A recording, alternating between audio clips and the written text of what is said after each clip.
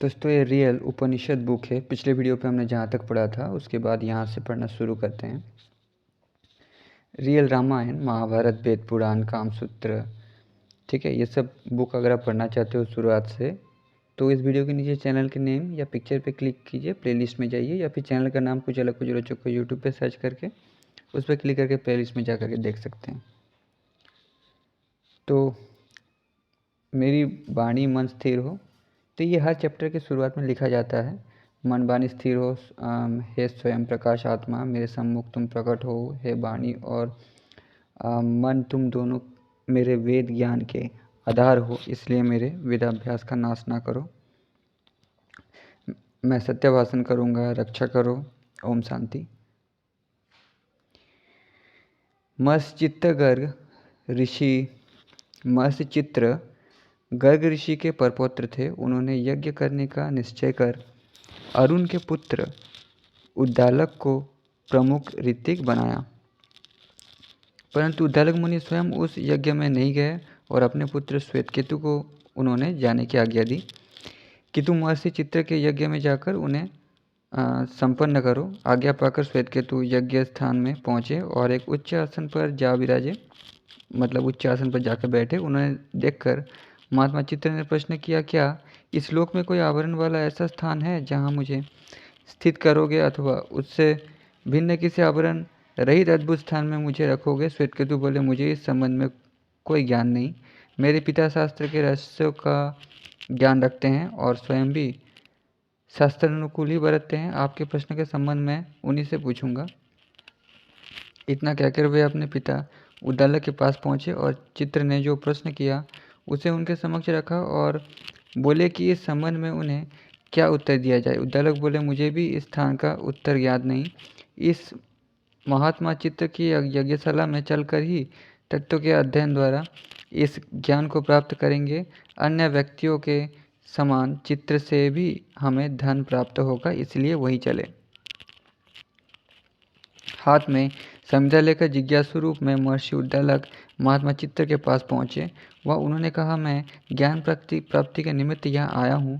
चित्र को उन्हें इस प्रकार जाया देखकर कोई आश्चर्य नहीं हुआ। वे बोले, महर्षि उद्दालक, मेरे जैसे तुच्छ व्यक्ति के इस प्रकार आते हुए आपको अपने बड़प्पन का किंचित भी ध्यान ना हुआ, इसीलिए आप सब ब्राह्मणों में पूजनीय और ब्रह्म विद्या के अधिकारी हो।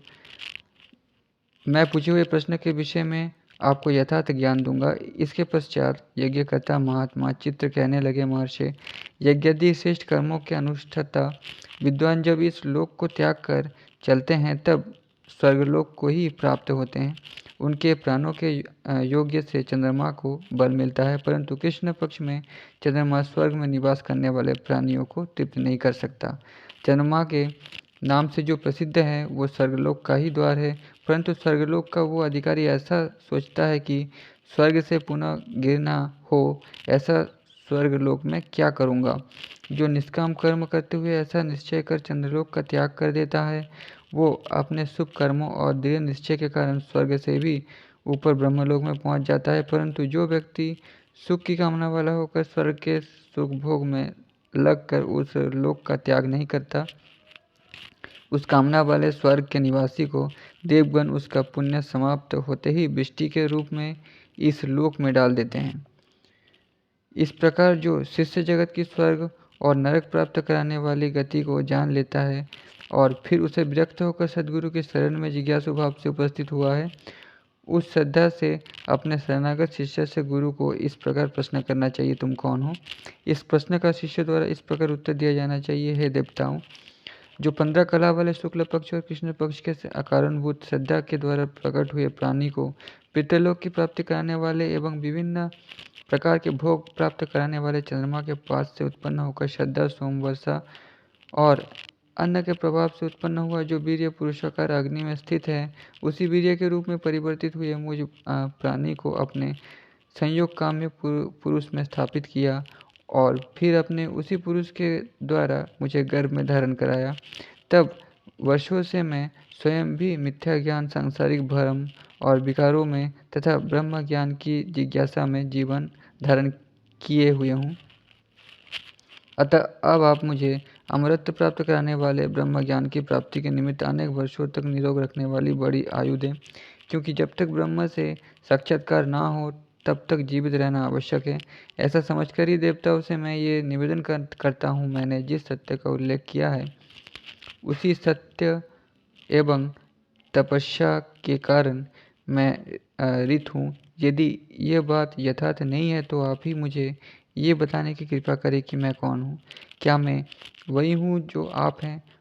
उसकी बात सुनकर सद्गुरु उस शिष्य को भय से भीत जानकर ब्रह्म विद्या का उपदेश करते हैं, उसे इस संसार सागर से तार कर सब पापों से छुड़ा देते हैं। मतलब ज्ञान देके जो परमेश्वर की उपासना करता है वो देवयान मार्ग द्वारा प्रथम अग्निलोक को प्राप्त होता है, फिर वायुलोक में पहुंचता है, वहां से सूर्यलोक में गमन करता है, फिर वरुण लोक में जाकर इंद्रलोक में पहुंच जाता है। इंद्रलोक से प्रजापति लोक और प्रजापति लोक से ब्रह्मलोक को प्राप्त होता है। इस ब्रह्मलोक में प्रविष्ट होने वाले मार्ग पर आर नामक एक बृहद जलाशय है। उससे पार होने पर काम क्रोध आदि की उत्पत्ति द्वारा ब्रह्मलोक प्राप्ति की साधना और यज्ञादि पुण्य कर्मों को नष्ट करने वाले यष्टिय नामक मूर्ताभिमानी देवता निवास करते हैं। उनसे छुटकारा मिलने पर बिरजा नाम की नदी मिलती है, जिसके दर्शन मात्र से विद्यावस्था नष्ट हो जाती है। उससे आगे इला नामनी पृथ्वी का स्वरूप इल्य नामक वृक्ष है। उससे आगे एक नगर है जिनमें अनेक देवता निवास करते हैं। उसमें बाग बगीचे, नदी, सरोवर, बावड़ी कुई आदि सब कुछ है। नगर के एक और वही बिरजा नदी और दूसरी ओर धनुष की प्रत्यंचा के समान एक परकोट बना है। उससे आगे बढ़ने पर अपराजित नामक विशाल स्थान है। उसमें ब्रह्मा जी निवास करते हैं। वो सूर्य के समान तेज वाला भवन से भी किसी के द्वारा पराजित न होने से अपराजित कहा जाता है। ब्रह्मा जी के उस भवन के द्वार रक्षक मेष तथा यज्ञ के प्रतीक रूप वायु और आकाश स्वरूप इंद्र है। वहाँ एक सभा मंडप है जिसका नाम विभु प्रमति है। उसके बीच में विचक्षण नाम की एक वेदी है। वो वेदी अत्यंत अद्भुत है। अमितोजा नामक प्राण अत्यंत शक्ति संपन्न है। वही ब्रह्मा जी का सिंहासन है। प्रकृति रूपिणी उनकी प्रिया मन को अत्यंत प्रफुल्लित करने वाली होने के कारण मानसी नाम वाली है। चाक्षुषी नाम की उसकी एक छाया मूर्ति है। वो अत्यंत तेज वाली है। उसके अलंकार आदि भी अत्यंत तेजोमय है। संसार 4 प्रकार के प्राणियों के पूर्ण है, जरायुज, अंडज, स्वदेश और उद्बीज। इस संसार के सभी जड़ चेतन पदार्थ ब्रह्मा जी की वाटिका के पुष्परूप तथा उनके धौत उत्तरीय आदि वस्त्र है। वहाँ की अप्सराएं अम्बा और अम्बायवी कहाती है। अम्बा में जननी भाव और अम्बायवी में बुद्धि रूपिणी भाव निहित है। ब्रह्म ज्ञान की और प्रवृत्त करने वाली होने से अम्बया नाम की नदियाँ प्रवाहित है। जो उस ब्रह्मलोक का इस प्रकार ज्ञाता है वो उसी लोक को पा लेता है। जब कोई दिव्य पुरुष उस ब्रह्म ज्ञानी को स्वर्गलोक से लाता है तभी ब्रह्मा जी अपने अनुचरों को आदेश देते हैं कि जाओ उस ज्ञानी पुरुष को मेरे यश के अनुकूल आदरपूर्वक लाओ। मेरे लोक को प्राप्त कराने वाली साधना के द्वारा ही ये बिरजा नदी के समीप होता हुआ यहाँ आ गया है। अब कभी उसे वृद्धावस्था नहीं होगी। ब्रह्मा जी के आदेश पालन के लिए तुरंत 500 अप्सराएं आगत ब्रह्मज्ञानी के स्वागत के लिए दौड़ती हैं। उनमें 100 अप्सराएं केसर, कुमकुम, हरिद्रा आदि के चूर्ण हाथों में लेती है और 100 अप्सराएं विभिन्न प्रकार के दिव्य वस्त्राभूषण लिए रहती है। 100 अप्सराओं के हाथों में भांति भांति के अंगराग होते हैं। वे सब अप्सराएं उस महात्मा को सब प्रकार से अलंकृत कर ब्रह्मा जी के स्वरूप वाला बना लेती हैं। तब वो महात्मा पुरुष और नामक पूर्वोक्त जलाशय के समीप पहुंचता है और उसे मानसिक संकल्प के द्वारा ही लांघ जाता है। जो अज्ञानी जन अपने पुण्य कर्मों के प्रभाव से उस जलाशय तक पहुंच जाते हैं वे उसी में डूब जाते हैं। उससे संकल्प द्वारा पार होने वाला ज्ञानी यतिष्ठि के समीप पहुंचता है, परंतु वो देवता उसके ब्रह्म तेज के सामने नहीं ठहर पाते और भाग जाते हैं। फिर वो ज्ञानी बिरजा नदी के पास जाकर अपने पुण्य और पापों को वहीं त्याग कर अपने मानसिक संकल्प से उसे पार कर लेता है। जो उस ज्ञानी से द्वेष रखते हैं उन्हें उसके त्यागे हुए पापांश की प्राप्ति होती है, परंतु उससे प्रेम रखने वाले कुटुंबी आदि उसके पुण्यांश के भागी होते हैं। जैसे रथारोही पुरुष अपने रथ को द्रुत गति से चलाता हुआ रथ चक्रों को देखता है, उस समय उन चक्रों का जो संयोग वियोग पृथ्वी से होता है वो चक्रों को देखते रहने पर भी आरोही को प्राप्त नहीं होता। वैसे ही ब्रह्मज्ञानी पुरुष दिन रात्रि को पाप पुण्य को तथा अन्य विभिन्न उचित अनुचित दृश्यों को देखता है, परंतु देखने वाला होने के कारण ही वो उनसे संबंध रहित रहता है, इसलिए पाप और पुण्य भी उसे व्याप्त नहीं करते। अतः ब्रह्मज्ञान के कारण वो ब्रह्म को ही प्राप्त हो जाता है। इल्य वृक्ष के समीप पहुंचते ही ब्रह्मज्ञानी को नासिका के ब्रह्मगंध प्रविष्ट होती है। इसके बाद वो शैलज्य नामक नगर के पास पहुंचता है। वहाँ उसमें अत्यंत दिव्य ब्रह्मरस प्रविष्ट हो जाता है। उसे ऐसा प्रतीत होता है कि उतने आनंद का अनुभव पहले कभी नहीं हुआ। इसके पश्चात वो ब्रह्मा जी के अपराजित नामक भवन के पास जाता है। वहाँ उसमें ब्रह्म तेज भर जाता है। तब वो भवन के द्वार रक्षक इंद्र और प्रजापति के समीप पहुँचता है।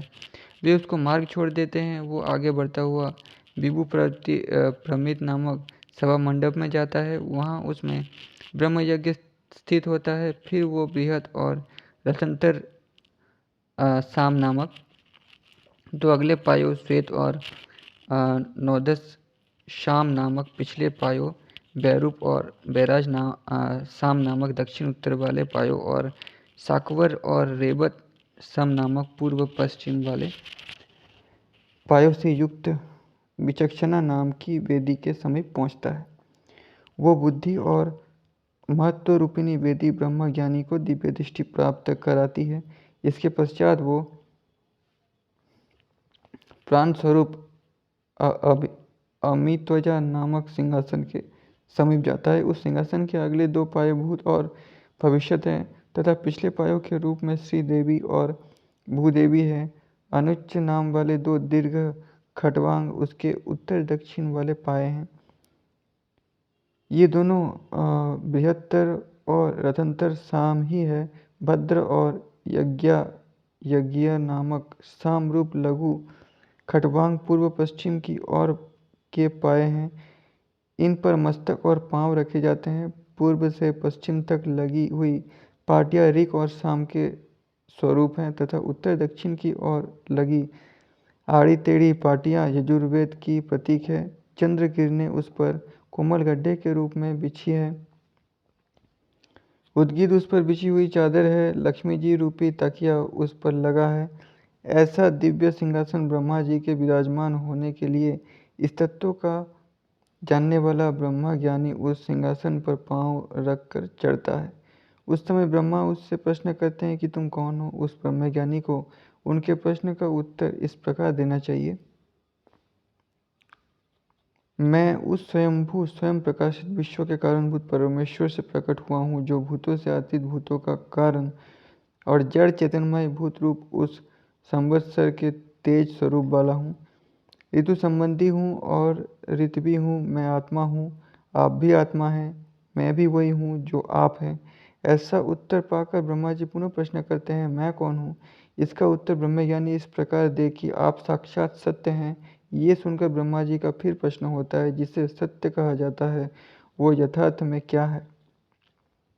इसका उत्तर इस प्रकार देना चाहिए कि जो दिव्यता और प्राण से भिन्न एवं अद्भुत है वही सत्य है और दिव्यता तथा प्राणत्व है।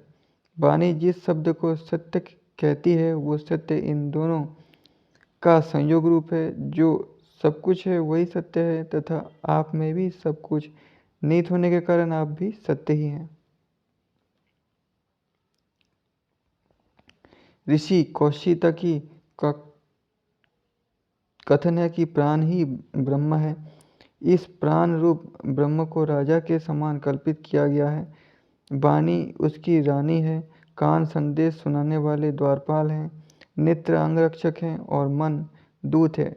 ये सब इंद्रियां उनके अभिमानी देवताओं द्वारा बिना मांगे ही प्राण रूप ब्रह्म को भेंट स्वरूप दी गई है। जो इस रहस्य का ज्ञाता है उसको बिना याचना किए ही सब चराचर जीव भेंट समर्पित करते हैं।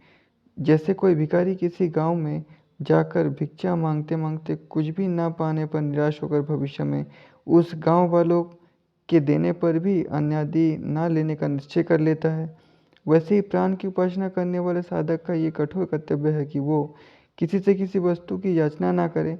उसे अपने इस निश्चय में दृढ़ दृढ़ रहना चाहिए, क्योंकि याचक में दैन्य भाव रहता है। इस भाव के कारण ही उसे भीख मिल पाती है और लोग कहते हैं कि आओ हम तुम्हें भिक्षा प्रदान करेंगे। महर्षि पैंगेय भी प्राण को ही ब्रह्म बताते हैं। उन प्राण स्वरूप ब्रह्म के निमित्त वाणी से अतीत नेत्रेंद्रिय है। उसने वाणी रूप इंद्रिय को सब ओर से व्याप्त कर रखा है। नेत्र से परे श्रोतेंद्रिय है। उसने नेत्र रूप इंद्रियों को सब ओर से व्याप्त किया हुआ है। श्रोतेंद्रिय से परे मन है। उस मन के द्वारा श्रोतेंद्रिय सब ओर से व्याप्त की हुई है। मन से परे प्राण है। इस प्राण ने मन को सब ओर से व्याप्त किया है, वही प्राण ब्रह्म है। ये सभी देवता उस प्राण रूप ब्रह्म को बिना याचना किए हुए भेंट देते हैं। उसका ये दृढ़ निश्चय है कि वो किसी से कभी कुछ न मांगा। जैसे किसी ग्राम में जाकर एक याचक भीख मांगता है परंतु उसे भीख नहीं मिलती तो वो हताश होकर भविष्य में किसी से भी भिक्षा ना मांगने की शपथ लेता है। उसका ऐसा निश्चय देखकर जिन्होंने पहले देने से ना कर दिया था वो भी उसे आओ हम तुम्हें भिक्षा देते हैं कहकर अपने पास बुलाते हैं। अब धन निरोध के संबंध में कहा जाता है, पूर्णिमा, अमावस्या अथवा अन्य किसी पुण्यतिथि एवं पुण्य नक्षत्र में धन की कामना वाला व्यक्ति अग्निस्थापन, परिसमूहन, कुशास्तरण, मंत्रपूत जल द्वारा अभिषेचन पात्र में रखे घृत को शोधन आदि करके विधिवत आहुति समर्पित करे। वाणी नाम वाली देवी कामना पूर्ति करने वाली है। वो मुझ प्राण की उपासना करने वाले को अमुक से इच्छित धन प्राप्त करावे, उसके लिए वो गीताहुति साहुत हो। प्राण देवता अवश्य सिद्धि में समर्थ है। वो मुझ उपासक को धन प्राप्त करावे, वो आहुति साहुत हो। चक्षु नाम वाली देवी कामना पूर्ति करने में सामर्थ्य वाली है। वो मुझ प्राणोपासक को अमुक से इच्छित धन प्राप्त करावे, गीताहुति उसके लिए साहुत हो। श्रोत्र नाम वाली देवी अभिष्ट फलदायिनी है। वो मुझ प्राण रूप ब्रह्म के साधक को अमुक से इच्छित धन प्राप्त करावे, उसके निमित्त ये गीताहुति हो। मन नाम की इंद्रिय अभिष्ट फलदाती देवी है। वो मुझ प्राणोपासक को अमुक व्यक्ति से इच्छित धन दिलावे, ये आहुत उसके निमित्त साहुत हो। प्रज्ञा नाम की देवी अभिष्ट फल प्राप्त कराने वाली है। वो मुझ प्राण देवता के उपासक को अमुक व्यक्ति से अभिष्ट धन प्राप्त करावे, ये गीताहुति उसके लिए साहुत हो। इस प्रकार आहुतियाँ देने के बाद धूम को मंद को सूंघे और हवन से बचे हुए घृत का लेप करें और मौन रहकर धन के स्वामी के समीप पहुंचकर इच्छित धन के लिए कहे कि इतना धन आवश्यक है, उसकी पूर्ति होनी चाहिए। यदि धनिक कहीं दूर हो तो किसी दूत के द्वारा उनके पास संदेश भेजे। इस प्रकार के कर्म द्वारा इच्छित धन की प्राप्ति हो जाती है। अब वाणी द्वारा सिद्ध होने वाले अभिष्ट की पूर्ति का ढंग कहते हैं। यदि उपासक किसी का प्रिय बनाने की इच्छा करे तो वो किसी का भी प्रिय होने से पूर्व वाणी आदि देवताओं का प्रिय बने। इसके लिए किसी पुण्यतिथि आदि में पूर्वोक्त रीति से ही अग्निस्थापन आदि सभी कर्म करके गीताहुति समर्पित करे। मैं तुम्हारी वाणी रूपी इंद्रियों को अपने में हवन करता हूँ, मेरा अमुक कार्य सिद्ध हो, ये आहुति साहुत हो। मैं तुम्हारे प्राण को अपने में हवन करता हूँ, मेरे अमुक कार्य की सिद्धि हो, ये आहुति साहुत हो। मैं तुम्हारे श्रोतों को अपने में हवन करता हूँ, मेरे अमुक कार्य की सिद्धि हो, ये आहुति साहुत हो। मैं तुम्हारे नेत्र को अपने में हवन करता हूँ, मेरे अमुक कार्य की सिद्धि हो, आहुति साहुत हो। मैं मन को अपने में हवन करता हूँ, मेरे अमुक कार्य की सिद्धि हो, ये आहुति साहुत हो। मैं तुम्हारी प्रजा को अपने में हवन करता हूँ, मेरा अमुक कार्य सिद्ध हो, ये आहुति साहुत हो। आहुतियों के पश्चात हवन की धूम गंध सूंघकर होमावशिष्ट घृत का अंग पर लेप करे और मौन का अवलंबन कर इच्छित व्यक्ति के पास जाए या ऐसे स्थान पर खड़ा होकर कहे जहाँ से वायु उसके शब्दों को इच्छित व्यक्ति तक पहुँचाने में सहायक हो, तो वो व्यक्ति उसका तो प्रिय होता ही है, साथ ही उस स्थान को छोड़कर वो वहाँ के निवासी सदा याद करते हैं। आप दिवोदास तनय प्रतिदन द्वारा किया गया अनुष्ठान प्रतिदिन और स्वयं से पूर्ण होने से स्वयं मन अग्निहोत्र के संबंध में कहा जाता है। मनुष्य जब तक मुख से बोलता है तब तक पूरी तरह श्वास नहीं ले पाता, उस समय प्राण का वाणी रूप अग्नि में हवन हो जाता है। वाणी और प्राण रूप आहुतियाँ कभी भी अंत ना होने वाली तथा अमर है। जागते हुए या सोते हुए भी प्राणी इन आहुतियों को होमता रहता है। वाणी और प्राण रूप आहुतियों से भिन्न जो द्रव्यमयी आहुतियाँ हैं, वे कर्म द्वारा ही चलती है। जो प्राणकालीन ज्ञानी इस रहस्य के ज्ञाता थे, वे केवल कर्ममयी आहुतियाँ नहीं देते थे। महान आत्मा शुष्क भृंगार भी प्राण को ही ब्रह्म जानते हैं। उक्य रूप प्राण को ऋक मानकर उपासना करें। जो ज्ञानी पुरुष प्राण रूप उक्य को ऋक जान लेता है, उस ज्ञानी की संसार के सभी श्रेष्ठ बनने की इच्छा वाले प्राणी पूजा करते हैं। उक्य में यजुर्विधि रखने वाले उपासक का श्रेष्ठ बनने की कामना वाले प्राणी सहयोग करते हैं। जिस साधक की उक्य में साम वृद्धि हो, उसके सामने श्रेष्ठ काम्य प्राणी सिर नवाते हैं। उक्य की श्री भाव से उपासना की जाती है, उत्तम यश भाव रखा जाता है तथा उक्य को तेज मानकर भी उपासना की जाती है। जैसे दिव्य धनुष सब धनुषों में श्रेष्ठ, शक्ति संपन्न, यश संपन्न और अत्यंत तेज वाला होता है, वैसे ही इस रहस्य का ज्ञाता भी सब प्राणियों में श्रेष्ठ, यशस्वी, तेजस्वी तथा श्री से संपन्न होता है। ईंटों की बनाई हुई वेदी पर संचित कर्मयुक्त प्राण रूप अग्नि को आत्मस्वरूप में स्वीकार करता हुआ ऋत्विक आत्मसंचार करता है, तभी वो प्राण में यजुर्वेद की विधि से सिद्ध होने वाले कर्मों की वृद्धि करता है और यजुर्वेद से सिद्ध होने वाले कर्मों में ऋग्वेद की विधि से सिद्ध होने वाले कर्मों की वृद्धि होती है। ऋग्वेद से सिद्ध होने वाले कर्मों में ही सामवेद से साध्य कर्म विस्तृत होते हैं। इन तीनों वेद रूपी विद्या का आत्मा ये अधर्यु रूप प्राण है। प्राण ही इस विद्या का आत्मा कहा गया है। जो प्राणी प्राण को इस प्रकार जानता है, वो स्वयं प्राण के समान ही हो जाता है। अब कौशितकी ऋषि द्वारा 3 बार की अनुभूत उपासना कही जाती है। सभ्य रहते हुए आचमन करे और फिर पात्र को पवित्र निर्मल जल से 3 बार भरकर उदय होते हुए सूर्य को अर्घ्य देते हुए कहे, संसार को 3 वन त्याग देने से तुम वर्ग कहते हो, मेरे पापों को नष्ट करो। फिर मध्यांत काल में सूर्य को उपस्थान करते हुए कहे, तुम उदर्ग कहे जाते हो, मेरे पापों को नष्ट करो। इस प्रकार सायंकाल होने पर अस्ताचलगामी सूर्य की उपासना करता हुआ कहे, मतलब शाम को, तुम संवर्ग कहलाते हो, मेरे पापों को दूर करो। इस उपासना के परिणाम स्वरूप मनुष्य का मन पवित्र हो जाता है और वो दिन या रात्रि में कभी भी पाप नहीं करता। मतलब उसके मेंटली वो पॉजिटिव हो जाता है, ठीक है। एक पॉजिटिविटी उसके मानसिक स्तर को छू लेती है।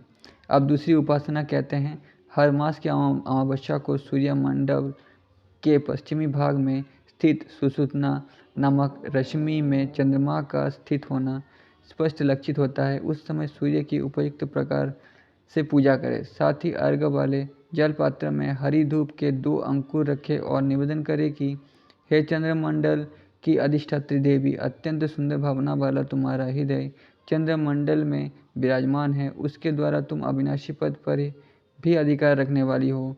तुम मुझ पर ऐसी कृपा करो जिससे कभी पुत्र शोक में व्यथित होकर ना रो। इस प्रकार उपासना करने वाला यदि पुत्रवान हो तो उसका पुत्र उसके मरने से पहले नहीं मरता। यदि वो पुत्रहीन हो तो पूर्ववत पूजन करते हुए निम्न मंत्र जाप करे। हे नारी रूप वाले सोम, तुम पुरुष रूप सूर्य के तेज को पाकर प्रवृत्त हो। उत्पत्ति का कारणभूत वीर्य रूप तेज तुम में स्थित हो। तुम अन्न प्राप्ति में भी हेतु रूप हो जाओ। हे सोम, तुम सौम्य गुण वाले हो। तुम्हारा श्रेष्ठ रस पुरुषों का उपकार करने वाला है और शक्तिदायक होता हुआ शत्रुओं को हराने में भी समर्थ है। वो रस अन्न जल से जीवन यापन करने वाले प्राणियों को सरलता से प्राप्त होता रहे। तुम तेज से तेजस्वी होकर हमें अमृतत्व प्राप्त कराने वाले हो और स्वर्गलोक में श्रेष्ठ यश को प्रतिष्ठित करो। जिस स्त्री रूप सोम को द्वादश आदित्य रूप पुरुष अपने वीर्य रूप तेज से आनंदित करते हैं तथा स्वयं पुष्ट रहते हुए अक्षय बल वाले सोम को पीते हैं, उस सोम की तिरंगों से त्रैलोक्य रक्षक वरुण और बृहस्पति हमें बल और आह्लाद प्रदान करे। हे सोम, तुम हमारे जीवन प्रजाओं और पशुओं से अपनी भूख शांत ना करो। जो हमसे बैर करता है या हम जिससे बैर करते हैं उसके जीवन संतति और पशुओं से अपनी तृप्ति करो। मैं इस मंत्र के अधिपति देवता का और तुम्हारी संचरण क्रिया का अनुवर्ती हूँ। इस प्रकार ऋचा पाठ पूर्वक अपनी दक्षिण पूजा का अनुवावर्तन करना चाहिए। अब इससे अन्य उपासना कही जाती है। पूर्णिमा के दिन सायंकाल के समय जब पूर्व में चंद्रमा दिखाई दे, उस समय पूर्वोक्त प्रकार से चंद्रमा का उपस्थान तथा निम्न मंत्र पाठ करें। हे सोम, तुम संसार की प्रकृति रूपिणी उमा के साथ रहने वाले सोम नामक राजा हो। तुम सब कार्य में कुशल 5 मुख वाले प्रजापति हो। ब्राह्मण तुम्हारा एक मुख है। उस मुख से तुम क्षत्रिय राजाओं का भक्षण करते हो। उसी मुख के द्वारा तुम मुझे अन्न भक्षण और उसे पचाने में समर्थ करो। क्षत्रिय तुम्हारा एक मुख है, उससे तुम वैश्यों का भक्षण करते हो। अपने उस मुख से मुझे अन्न के भक्षण और पचाने में समर्थ करो। श्वेन तुम्हारा एक मुख है, उससे तुम पक्षियों का भक्षण करते हो। उस मुख से मुझे अन्न खाने और पचाने में समर्थ बनाओ। अग्नि तुम्हारा एक मुख है, उनके द्वारा तुम इस संसार का भक्षण करते हो। उस मुख से मुझे अन्न का उपभोग करने वाला बनाओ। तुम्हारा 5वां मुख है, उसके द्वारा तुम सब जीवों का भक्षण करते हो। उससे मुझे अन्न भोजी बनाओ। तुम मेरे प्राण, प्रजा, पशु किसी का भी क्षय ना करो। हमारे बैरियों के प्राण, प्रजा, पशु को नष्ट कर डालो। मैं मंत्राधिपति देवता की और तुम्हारी संचरण क्रिया का अनुसरण करने वाला हूँ। इस प्रकार मंत्र पाठ पूर्वक दक्षिण भुजा का अनुवांतर करे।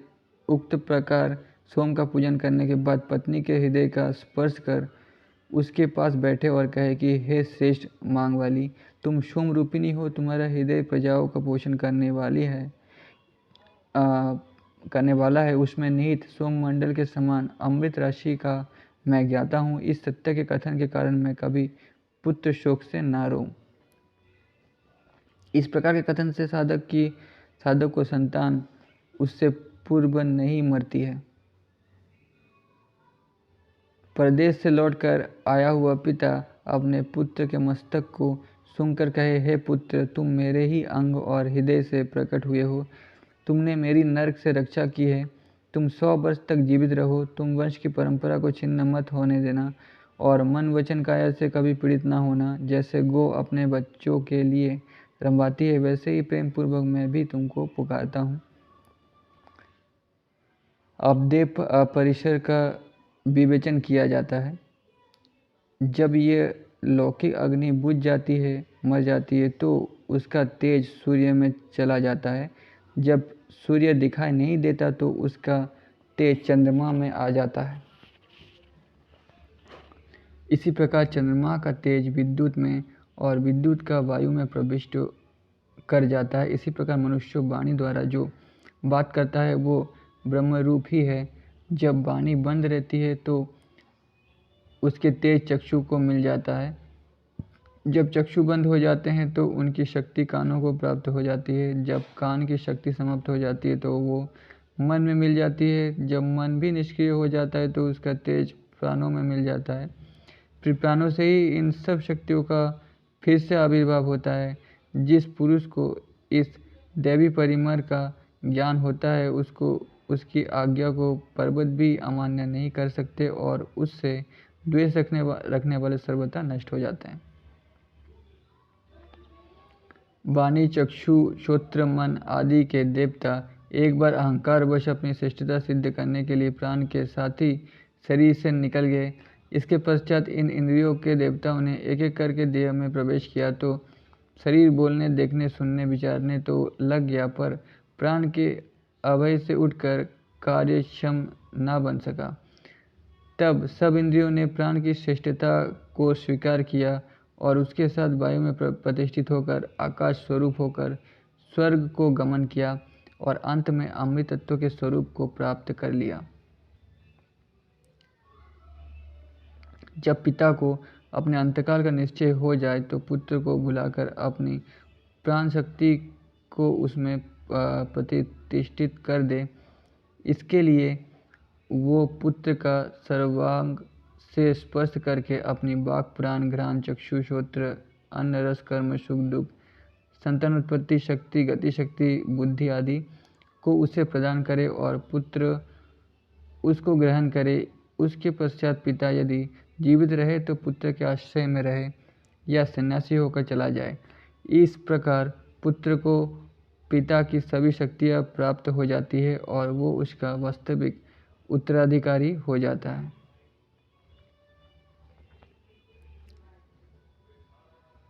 ये संस्कृत श्लोक है।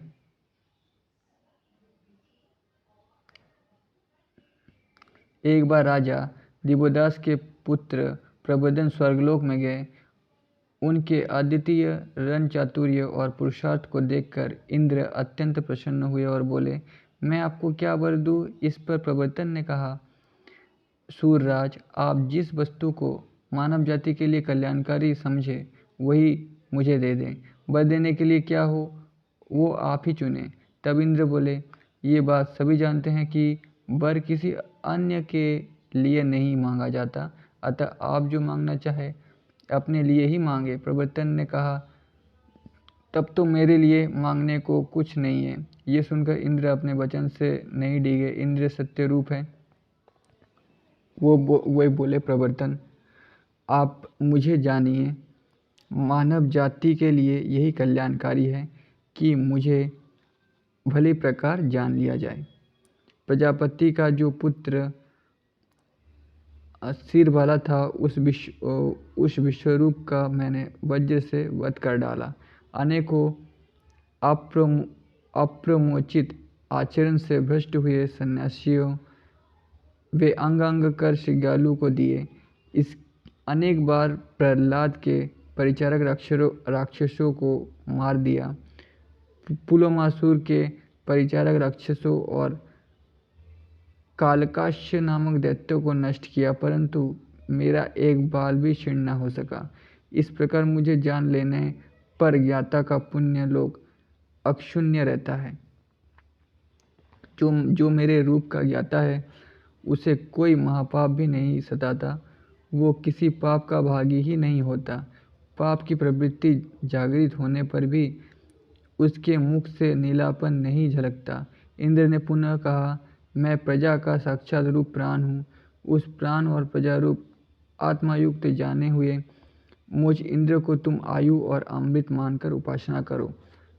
प्राण अमृत है, वही आयु है और आयु ही प्राण है। इस देह में प्राण के स्थित रहने तक ही आयु रहती है, परंतु प्राण रूप प्राणी परलोक में जाकर अमरत्व का आनंद लाभ करता है। सत्यासत्य का निर्णय प्रज्ञा द्वारा ही किया जाता है। मुझ इंद्र को आयु और अमृत मानकर जो मेरी उपासना करता है वो इस लोक में पूर्ण आयु को प्राप्त करता है और स्वर्ग की प्राप्ति होने पर कभी भी नष्ट न होने वाले अमरत्व का आनंद प्राप्त करता है। प्राण के संबंध में कुछ विद्वानों का कहना है कि समस्त प्राण एक भाव वाले ही हैं। कोई भी व्यक्ति कानों से सुनने, मन से विचार करने, नेत्र से देखने, वाणी से कहने में एक साथ समर्थ नहीं होता। अतः ये यथार्थ है कि सब प्राण एक भाव वाले ही हैं। इसके द्वारा प्रत्येक विषय का अनुभव पृथक पृथक समय में ही होता है। जब मन विचार करता है तब अन्य सभी प्राण उसके सहयोगी होकर विचारमग्न हो जाते हैं। नेत्र किसी वस्तु को देखने लगते हैं तब अन्य प्राण उसका अनुसरण करते हैं। वाणी सब कुछ कहती है तब अन्य प्राण उसके सहायक होते हैं। कान सब सुनने लगते हैं तब अन्य सभी प्राण उसके साथी हो जाते हैं। मुख्य प्राण के कार्य में अन्य प्राणों का पूर्ण सहयोग होता है। इंद्र बोले, सब प्राण एक है। इन पांचों प्राण अत्यंत कल्याण स्वरूप है। ये बात यथार्थ है। वाणी से शून्य मनुष्य जीवित रहते हैं। गूंगे व्यक्ति इसके प्रत्यक्ष उदाहरण है। नेत्रविहीन व्यक्ति भी जीवित रहते हैं। बहरे भी श्रवण शक्तिहीन होकर नहीं मरते। मन रूप शक्ति के ना होने पर भी छोटे छोटे बालक जीवित रहते हैं। अंग भंग हो जाने पर भी मनुष्य जीवित रहता है, परंतु प्राणहीन होने पर कभी जीवित नहीं रह सकता। क्रिया शक्ति का बोध कराने वाला प्राण ही ज्ञान में प्रविष्ट कराने वाला प्रज्ञात्मा है। यही इस देह और सब ओर से पकड़कर विभिन्न क्रियाएं कराता है। अतः इस प्राण को ही उक्त मानकर उपासना करें। जो प्राण रूप से प्रसिद्ध है वही प्रज्ञा है। प्रज्ञा और प्राण दोनों का देह में एक साथ ही निवास है और ये प्राणों से मिलकर साथ ही ऊंचे उठते हैं। प्राणमय ब्रह्म का यही यथार्थ ज्ञान है। जब प्राणी मुख्य प्राण में एक ही भाव को प्राप्त होता है तब वो सुषुप्तावस्था में भी स्वप्न नहीं देखता। उस अवस्था में प्राणी अपने नामों के साथ, नेत्र रूपों के साथ, कान सब शब्दों के साथ और मन सभी चिंतनों के साथ एक मुख्य प्राण में लीन हो जाते हैं। जैसे प्रज्वलित अग्नि से सब और की चिंगारियाँ निकलती है, वैसे ही मनुष्य के जानने पर प्राण रूप आत्मा से वाणी आदि सभी प्राण निकलकर अपने अपने स्थानों को ग्रहण करते हैं। फिर उनसे अग्नि आदि देवता प्रकट होकर विभिन्न विषयों के प्राकट्य का कारण बनते हैं। प्राण रूप आत्मा सिद्धि आगे बताई जा रही है। जब मनुष्य रोगार्थ होकर मरने लगता है तब वो शक्तिहीन होकर चैतन्यता रहित हो जाता है। उस समय वो किसी भी परिचित व्यक्ति अथवा प्रियजन को पहचानने में समर्थ नहीं होता। तब कहा जाता है प्राणोत्क्रमण हो रहा है। उस समय वो ना देखता है, ना सुनता है, ना कुछ कहता है और ना कुछ चिंतन कर सकता है, केवल प्राणों में ही लीन हो जाता है।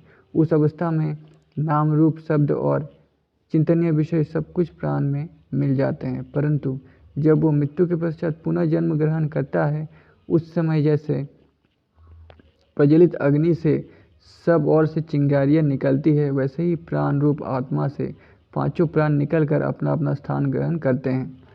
तो ये इंद्र का ज्ञान है जो उस राजा को दिया जा रहा है। ठीक है, ये सब इंद्र कह रहे हैं।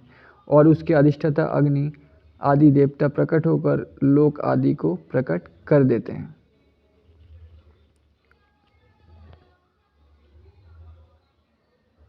शरीर से उन्मुक्त होने वाला प्राणी जब उत्क्रमण करता तब वो इन सब इंद्रियों के सहित उत्क्रमण करता है। उस समय प्राणी सब नामों को त्याग देती है। ज्ञानेंद्रिय गंधों से रहित हो जाती है। नेत्र सब रूपों से शून्य हो जाते हैं। कान सब शब्दों को त्याग देते हैं। सन सभी चिंतनीय विषयों का परित्याग कर देता है। इस प्रकार प्राण रूप आत्मा में सभी इंद्रियां समर्पित हो जाती है और अपने अपने विषयों का पूर्णतः त्याग कर देती है।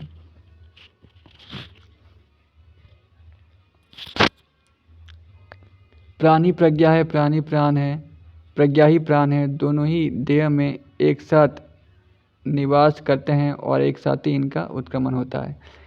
इस प्रज्ञा में जिस प्रकार सब भूत एक हो जाते हैं, अब उसकी व्याख्या की जाएगी। प्रज्ञा के एक अंग की मूर्ति वाणी रूप इंद्रिय ने की है। उसके विषय के अनुरूप बाहर की और भूतों का अंश रूप नाम है। प्रज्ञा के एक अंग की पूर्ति ज्ञानेंद्रिय ने भी की है।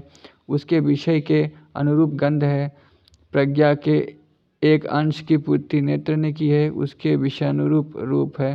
प्रज्ञा के एक अंग की पूर्ति ज्ञानेंद्रिय ने की है। उसके विषय के अनुरूप शब्द है। जीवा ने भी प्रज्ञा के एक अंग को पूर्ण किया है, उसके विषय के अनुरूप अन्न का रस है। हाथों ने भी प्रज्ञा के एक अंग की पूर्ति की है, उनके विषयानुरूप कर्म है। देह ने भी प्रज्ञा के एक अंग की पूर्ति की है, उसके विषय के अनुरूप सुख और दुख है।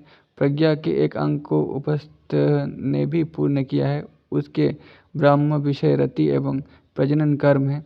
पाँव ने भी प्रज्ञा के एक अंग का पूर्ण किया है, उनका ब्रह्म विषय चलना फिरना है। प्रज्ञा के एक अंग को प्रज्ञा ने ही पूर्ण किया है, उसके संबंधित वाज्य विषय बुद्धि के द्वारा अनुभूत वस्तुएं और मनुष्योचित कामनाएं हैं। यानी ये मन का विषय है, कामना करना। प्रज्ञा के द्वारा ही मनुष्य वाणी को वश में रखकर नामों को ग्रहण करता है। प्रज्ञा के द्वारा ही प्राण पर अधिकार कर सब प्रकार की गंध को ग्रहण करने वाला होता है। चक्षुओं पर भी प्रज्ञा के द्वारा ही अधिकृत होकर रूपों का ग्रहण होता है। प्रज्ञा ही श्रोतों के द्वारा शब्दों को ग्रहण करती है, जिससे सुनने की क्रिया संपन्न होती है। प्रज्ञा द्वारा ही जिह्वा अन्य रसों को ग्रहण कर विभिन्न प्रकार के स्वादों का आस्वादन कराती है। प्रज्ञा द्वारा ही हाथ विविध कर्मों के लिए क्रियाशील होते हैं। प्रज्ञा द्वारा मानव शरीर विभिन्न प्रकार के सुख दुखों को भोग करता है। प्रज्ञा ही उपस्थ भोग जनित प्रजनन क्रिया करता है। प्रज्ञा द्वारा ही पांव गमनागमन की क्रिया वाले होते हैं। प्रज्ञा द्वारा प्रज्ञा पर अधिकार कर मानव विभिन्न इच्छाओं को ग्रहण करता है। प्रज्ञाहीन वाणी किसी नाम का बोध कराने में समर्थ नहीं है। ऐसी अवस्था में कहा जाता है, मेरा मन अमुक और था, मैं इस बात को नहीं समझ पाया। प्रज्ञाहीन ज्ञानेंद्रिय गंध बोध से शून्य रहती है। प्रज्ञाहीन नेत्र रूप का ज्ञान नहीं कर सकते। प्रज्ञाहीन श्रोत्र किसी भी शब्द को नहीं सुन सकते। प्रज्ञा विहीन जीवा अन्य रसों का आनंद नहीं ले सकता। प्रज्ञाहीन हाथ किसी कर्म का ज्ञान ना होने से निष्क्रिय रहते हैं। प्रज्ञाहीन देह किसी भी सुख दुख का अनुभव करने में समर्थ नहीं है। प्रज्ञाहीन उपस्थ प्रजनन क्रिया नहीं कर सकता। प्रज्ञा रहित पांव कहीं जाने आने का ज्ञान नहीं रख सकते। प्रज्ञा के बिना कोई बौद्धिक कार्य भी सिद्ध नहीं हो सकता। वाणी को जानने से कोई लाभ नहीं, वाणी को प्रेरित करने वाले आत्मा को जानना चाहिए। गंध को जानने का यत्न ना करे, गंध ग्राहक आत्मा को जानना चाहिए। रूप को जानने का प्रयत्न करना व्यर्थ है, रूप के ज्ञाता आत्मा को जानना चाहिए। शब्द को जानने की इच्छा व्यर्थ है, शब्द को सुनाने वाले आत्मा को जानना चाहिए। अन्य रस के ज्ञान की कामना मत करो, अन्य रस के ज्ञाता आत्मा को जानना चाहिए। कर्म को जानना व्यर्थ है, कर्म करता आत्मा को जानना चाहिए। सुख दुखों का ज्ञान की जिज्ञासा व्यर्थ है, सुख दुख के जानने वाले और अनुभव वाले आत्मा को जानना चाहिए। प्रजनन कर्म और उसके आनंद को जानना व्यर्थ है, प्रजोत्पत्ति के जानने वाले आत्मा को जानना चाहिए। आने जाने की क्रिया को जानने की इच्छा व्यर्थ है, नागमन के साक्षी आत्मा को जानना चाहिए। मन को जानने की जिज्ञासा ना करें, मननशील आत्मा को जानना चाहिए। प्रज्ञा में स्थित नाम आदि विषय ये 10 भूत मात्राएं हैं तथा भूतों में स्थित वाणी आदि इंद्रिया ये 10 ही प्रज्ञा मात्राएं हैं। भूत मात्राओं के ना होने पर प्रज्ञा मात्राओं का अस्तित्व भी संभव नहीं है। इन दोनों में से कोई अकेला ही किसी विषय विशेष को सिद्ध करने में समर्थ नहीं है। इसलिए भूत मात्रा और प्रज्ञा मात्रा दोनों की स्थिति आवश्यक है। प्रज्ञा मात्रा और भूत मात्रा के स्वरूप में कोई विभिन्नता नहीं है। जैसे रथ की नेमी अरों में और अरे रथ नाभि के आश्रित रहते हैं, वैसे ही भूत मात्राएं प्रज्ञा मात्राओं में प्रज्ञा मात्राएं प्राण में स्थित है। ये प्राण ही अजर अमर सुखमय और प्रज्ञात्मा है। वो प्राण श्रेष्ठ कर्मों से बुद्धि को प्राप्त नहीं होता और बुरे कर्मों से घटता भी नहीं है। प्रजा और प्राण रूप परमेश्वर ही जिस मनुष्य को ऊपर के लोकों में पहुंचाना चाहता है, उसमें शुभ कर्म कराता है तथा जिस मनुष्य को नीचे धकेलना चाहता है, उसे दुष्ट कर्म कराता है। ये आत्मा सब लोगों का अधीश्वर, लोकपाल एवं सबका स्वामी है। ऐसे गुणों वाला प्राण ही आत्मा है।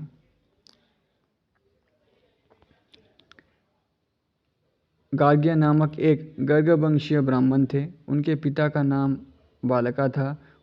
उन्होंने सब वेदों का भली प्रकार स्वाध्याय किया था तथा वे वेद विषयक प्रवचन भी किया करते थे। उन ऋणों की बड़ी प्रसिद्धि थी। वे उशीनर देश के रहने वाले थे, परंतु अपने घर पर न रहकर अधिकतर भ्रमण करते रहते। इस प्रकार वे कभी काशी में, तो कभी कुरुक्षेत्र या पंजाब में, कभी मत्स्य देश में, तो कभी मिथिला में निवास करते थे। इस सब देशों का नाम आज अलग है, ठीक है, लेकिन पंजाब का नाम तब भी पंजाबी था। एक बार वे काशी के राजा अजातशत्रु के पास पहुँचे। अजातशत्रु भी बड़े विद्वान थे। उनसे गार्ग्य ने अहंकार पूर्वक कहा, मैं तुम्हें ब्रह्म ज्ञान का उपदेश दूंगा। ये सुनकर राजा ने कहा, ब्राह्मण, मैं आपकी इस कृपा के लिए एक सहस्त्र गौएं देता हूँ। इस काल तो लोग जनक जनक कहते हुए राजा जनक के पास ही दौड़ते हैं। विप्रवर गार्ग्य कहने लगे, सूर्यमंडल में जो परमेश्वर निहित है, मैं उसी की ब्रह्म बुद्धि द्वारा साधना करता हूँ। इस पर राजा अजातशत्रु बोले, ब्राह्मण, आप इस विषय में कुछ न कहें। अवश्य ही ये शुक्ल वस्त्रधारी सबसे महान है। ये सबको लांघकर सबसे ऊंचा स्थित है। ये सबका शीश है। मैं इसकी इसी भांति उपासना करता हूँ। जो मनुष्य सूर्यमंडल में स्थित उस पुरुष की इसी प्रकार उपासना करता है, वो सबको लांघकर सबसे ऊंचा पहुँचता है और सब प्राणियों के मस्तक के समान हो जाता है। तब बालका तनय गार्ग्य ने कहा, चंद्रमंडल में प्रतिष्ठित अंतर्यामी परमेश्वर का मैं उपासक हूँ, वही ब्रह्म है। ऐसा सुनकर अजातशत्रु तुरंत बोले, इस विषय पर कुछ न कहे। ये चंद्रमा सबका राजा है, यही अन्न का प्राण है। इसकी मैं इसी प्रकार उपासना करता हूँ। जो मनुष्य चंद्रमंडल में प्रतिष्ठित इस पुरुष की ब्रह्म रूप में उपासना करता है, वो अवश्य ही अन्न का आत्मा हो जाता है। तब वे विप्रश्रेष्ठ गार्ग्य कहने लगे, विद्युत मंडल अंतर्गत ये जो अंतर्यामी ब्रह्म है, मैं उसी का उपासक हूँ। इस पर राजा अजातशत्रु तुरंत बोले, आप इस विषय में कुछ भी न कहें। मैं इसे तेज का आत्मा मानकर उसकी उपासना करता हूँ। जो विद्युत मंडल में प्रतिष्ठित ब्रह्म की इस प्रकार उपासना करता है, वो तेज का आत्मा ही हो जाता है। बलाका के पुत्र विप्रवर गार्ग्य ने फिर कहा, मेघमंडल में प्रतिष्ठित अंतर्यामी परमेश्वर की मैं ब्रह्म मानकर उपासना करता हूँ। इस पर राजा अजातशत्रु बोले, आप इस विषय में कुछ भी ना कहें। मैं इस आत्मा का आत्मा मानकर इसकी उपासना करता हूँ। इस प्रकार जो मनुष्य मेघमंडल में स्थित ब्रह्म को शब्द का आत्मा मानकर उपासना करता है, वो शब्द का आत्मा हो जाता है। तब बल का तनय गार्ग्य बोले, आकाश मंडल में स्थित अंतर्यामी पुरुष की मैं ब्रह्म रूप में उपासना करता हूँ। इस पर राजा अजातशत्रु ने कहा, आप इस विषय में कुछ न कहें। ये तो प्रवृत्ति शून्य एवं पूर्ण ब्रह्म है।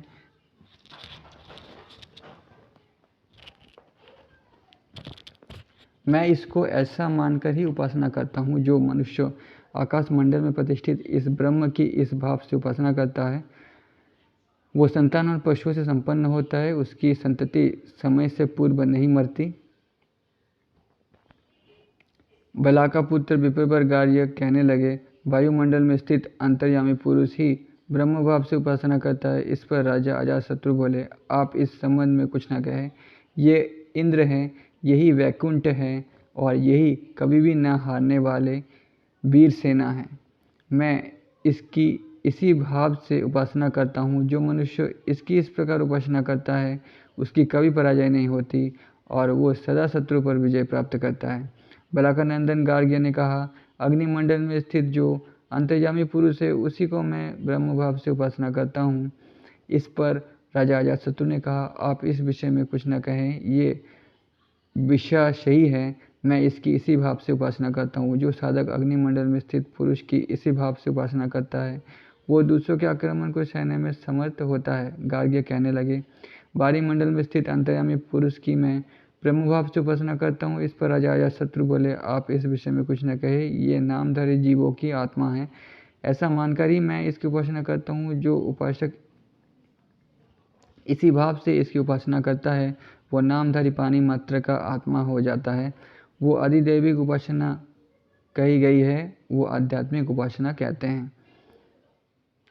बलाका के पुत्र सुप्रसिद्ध ब्राह्मण गार्ग्य ने कहा, इस दर्पण स्थित पुरुष की मैं ब्रह्म भाव से उपासना करता हूँ। इस पर राजा अजातशत्रु बोले, आप इस विषय में कुछ न कहें, मैं इसकी प्रतिरूप भाव से उपासना करता हूँ। जो साधक दर्पण में स्थित पुरुष की इस भाव से उपासना करता है, वो प्रतिरूप गुण वाला होता है, उसकी संतान कभी उसी के समान होती है। बलाका तनय गार्ग्य कहते हैं, मैं प्रतिध्वनि में निहित पुरुष को ब्रह्म मानकर उपासना करता हूँ। ये सुनकर राजा अजातशत्रु ने कहा, आप इस विषय में कुछ न कहें, मैं इसे द्वितीय और अनपग मानकर उपासना करता हूँ। जो मनुष्य ध्वनि से निहित पुरुष की इस भाव से उपासना करता है, वो स्वयं के सिवाय द्वितीय को प्राप्त करता है, अर्थात वो अकेला कभी नहीं रहता, उसके साथ अन्य कुटुंबीजन, स्त्री, पुत्र आदि भी होते हैं।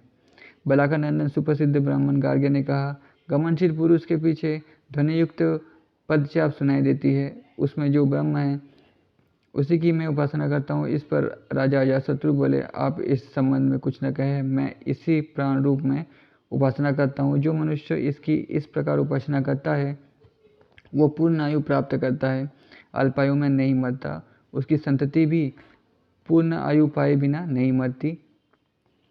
बलका तनय गार्ग्य कहने लगे, देहधारी के साथ जो छाया रहती है, मैं उस छाया पुरुष की ब्रह्म रूप में उपासना करता हूँ। इस पर अजातशत्रु बोले, आप इस विषय में कुछ न कहें, ये छाया तो मृत्यु रूप है और मैं इसकी इसी भाव से उपासना करता हूँ। जो इसकी इस रूप में उपासना करता है, वो समय से पूर्व नहीं मरता और ना उसके संतान ही समय से पूर्व मृत्यु को प्राप्त होता है, यानी सब कुछ अच्छा होता है।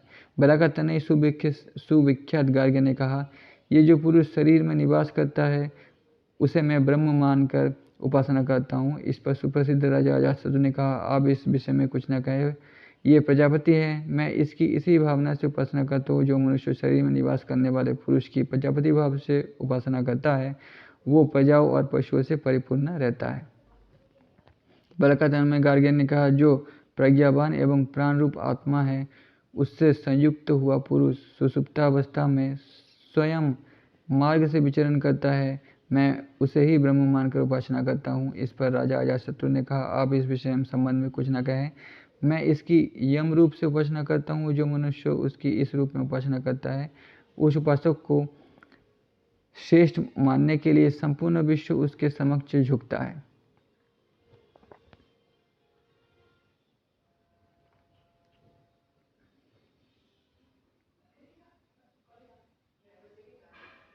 तो दोस्तों वीडियो बहुत बड़ा हो गया है, आज के वीडियो पे इतना ही, इसके बाद नेक्स्ट वीडियो पे पढ़ेंगे। ठीक है, तो तब तक के लिए धन्यवाद।